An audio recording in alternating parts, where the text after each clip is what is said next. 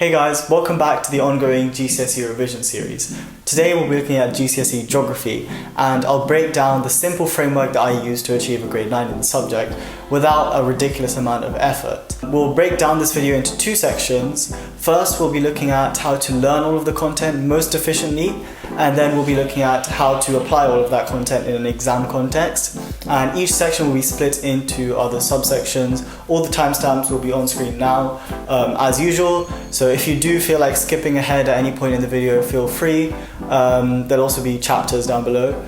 So yeah, let's just get started. So first, learning all of the content. The first section I'll be talking about is note-taking and summarisation techniques. You want to be able to reinforce your memory, especially for a subject like geography, because it's just so content heavy. It's a slightly different approach to a subject like maths, where you learn the content but most of your time is practicing. Geography is quite different. You're going to spend a lot of your time actually learning the content. So the first thing you want to do is create a system to organize all of the information that you've been learning. So don't feel overwhelmed by the amount of information in textbooks such as this one, which is what I used, and honestly I felt like, how am I going to learn all of this content? And then I realized I don't need to know all of that content. There's a lot of interesting context in that textbook, but honestly use a revision guide like the one that I'm showing here. And the links to all of these books will be in the description below. And then you should be using those resources to make a content organization system. And this is where flashcards come in. Now, I have made a video about this before, but you should be using an application like Anki, and my video to that will be linked up above and in the description. But you want to be using a system like Anki to organize all of your content, simply because it's just so easy to have everything centralized in one place. If you know how Anki works, you can use it on your laptop, your phone, anywhere you go on your computer, and you can essentially use spaced repetition and active recall techniques to ensure that you memorize all of that content in the long term, because there's a lot of content. It's going to be difficult to cram in the few days or even weeks before the exam. So you want to make sure that you have it in your long-term memory, so when it comes to the exam, all of that content just comes to you. You know what you're doing, and you don't feel any sort of level of stress when it comes to the exams. And yeah, it sort of becomes second nature to you. You sort of learn these stories about the case studies. You learn the content, like all the processes of physical geography. You can learn those step by step, and it just comes naturally to you. Now, when you are making your flashcards for geography, whether it's on Anki, Quizlet, or even physical flashcards, you want to be making sure that you create concise notes. Now, you don't want to be making your flashcards really long and waffly, because geography, in essence, is a long-form writing subject. You do want to be putting it down to just your key bullet points, the key points that you need to cover in your 9-mark questions, your 5-mark questions, depending on what board you do. But I would suggest that you keep it brief, keep it short, and keep it easy to memorize. So use the minimum amount of words possible on these flashcards so that you can recall that content when it comes to it. So here are some of the flashcards that I created for my geography exams.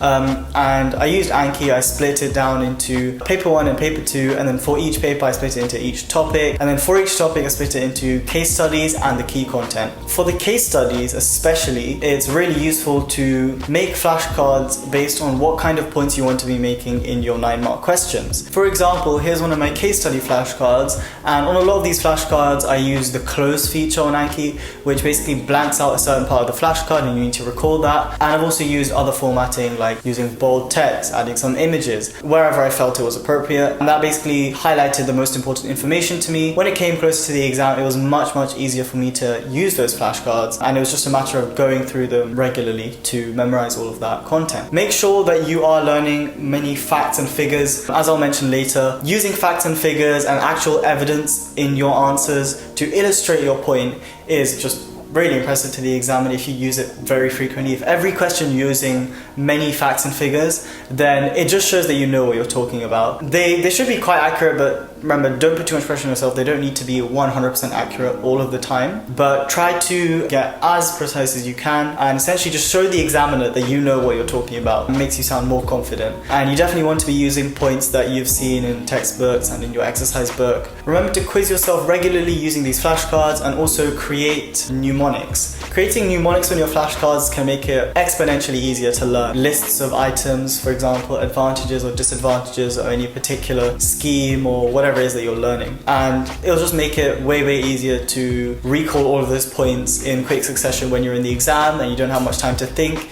You just need to write paragraphs against and for the statement or whatever long form answer you need to write. Other really useful resources to make include mind maps, revision clocks. I'll put a few on screen if you don't know what that is. It basically just summarizes all the content for a topic. Diagrams, any kind of other visual aids for learning the content are really useful, because that act of drawing it out and explaining it in words is really, really useful for when it comes to your exams. That really solidifies your understanding of the topic. Now, an extra point I want to make specific to geography is collaborative learning. Now, with geography, I found the best way that I learned was discussing the content. I don't know, I think it's something to do with the fact that I can't really stare at a textbook for hours on end and really absorb the content, because it just feels mind-numbing to me. So instead, what I used to do was find someone, maybe a family member, maybe a friend, and just discuss the content, maybe explain what I was thinking about it. And then after that, the most key thing that I did was active recall. So I would read the textbook, maybe discuss it a little bit with the person I'm working with, give them the textbook,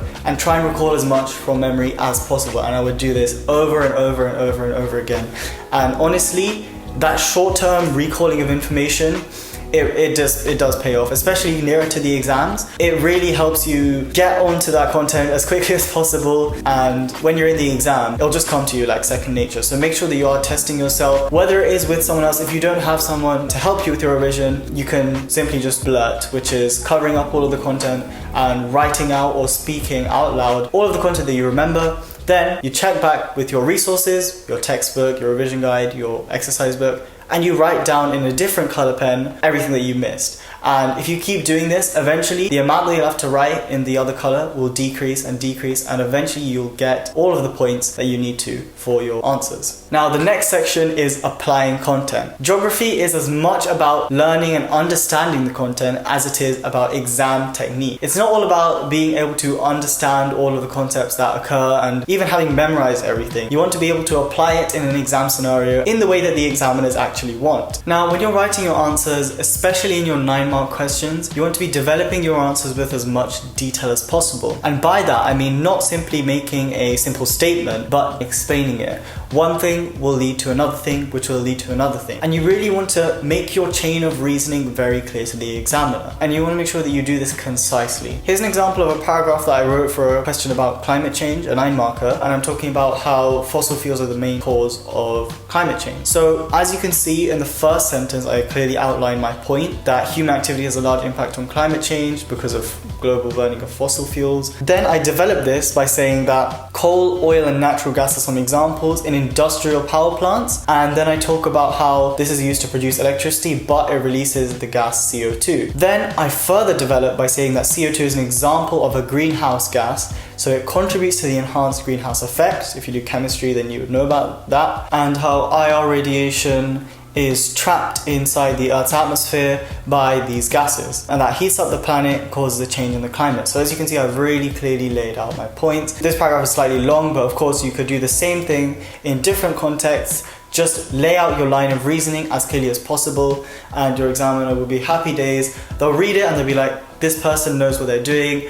They've very clearly set out what they're talking about, and yeah, you just want to be giving off that kind of confidence in your writing. So the next thing you want to do is add some case study detail. So there's a lot of case studies, but you want to be making sure that you use facts and figures from your textbooks. Try and make them as accurate as possible, of course, but yeah, you want to be just getting down as many facts and figures as possible, because it really backs up and solidifies your argument for every paragraph that you do, not just your points but also the counter argument points. So just a short note about the practical, the fieldwork aspect of your GCSE Geography. At least for AQA, I can speak from experience. You want to be reviewing your fieldwork notes that you made at the time, making essay plans for the possible fieldwork questions that you could get. I remember a few days, or I think it was days before the fieldwork GCSE exam, me and my friends came together and made a big shared document for basically every single possible fieldwork 9-marker that they could ask, and I think 6 markers as well, and I'll show it on screen now. But essentially you want to be making as many essay plans as possible,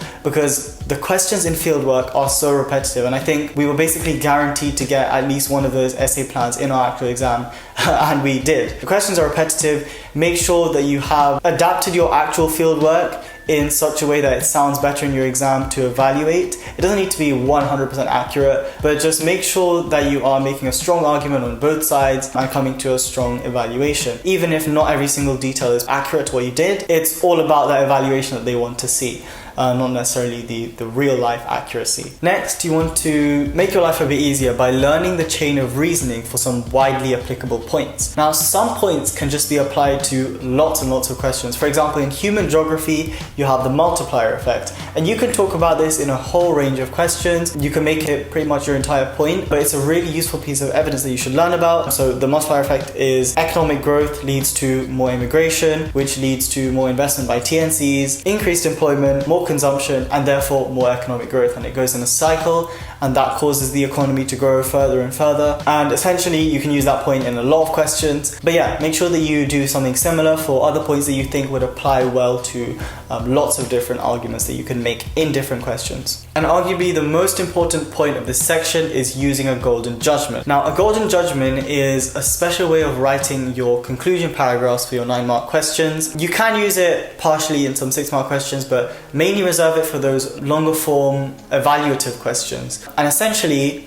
it's mentioning 2, 3, or even all 4 of these factors when evaluating your argument. And they are the cost, the knock-on effects, the time scale, and the scale of the project or whatever scheme you're looking at. Although all 4 of these factors might not apply to every question that you're doing, every case study that you do, if you just mention 1, 2, or even 3 of these factors in your evaluation, in your final paragraph, and you weigh up the cost, the knock-on effect, and the scale, and you talk about how one is greater than the other, and there's different benefits, different drawbacks, then it shows the examiner that you are really being an evaluative student in the way that you answer the question, and a lot of the marks are available for this evaluative skill. It's not all just about learning your facts and figures. So now that you understand exam technique, you want to be doing some exam preparation.